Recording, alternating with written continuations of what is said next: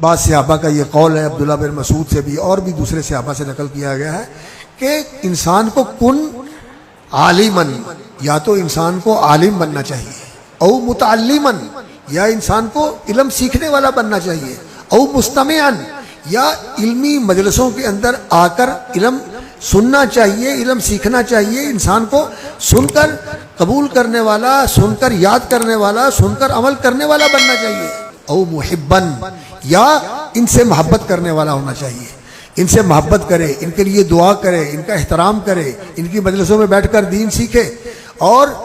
یا پھر دین کا طالب علم بن کے دین کو حاصل کرے اور دین کا عالم اور معلم بن کر اس دین کو پھیلائے۔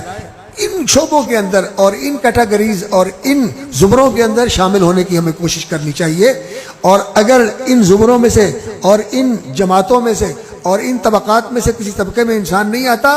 تو ہلاکت کے راستے پر ہے، ہلاکت کے راستے پر ہے۔ ولا تکن الخامس،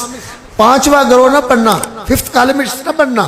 کیوں؟ یہ ہلاکت کا راستہ ہے۔ تو الحمدللہ اللہ نے اسے محفوظ رکھا ہوا ہے، اور جن کو اللہ نے اس کے لیے چن لیا ہے، جیسے اللہ تعالیٰ اپنی نبوت اور رسالت کے لیے لوگوں کو چنتا ہے، اللہ یصطفی من الملائکۃ رسلا ومن الناس،